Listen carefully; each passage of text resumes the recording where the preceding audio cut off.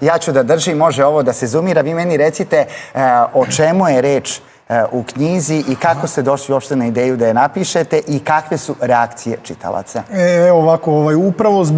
zbog pitanja nakon da dobio taj nadimak Srpski ledeni čovek, bilo je puno pitanja od strane javnosti i ljudi koji me prate na društvenim mrežama kako, šta, o čemu se radi. I ja sam napisao svojevrsnu kulturološku-antropološku studiju koja se bavi svim svetskim ledenim tradicijama, pošto u raznim zemljama sveta postoji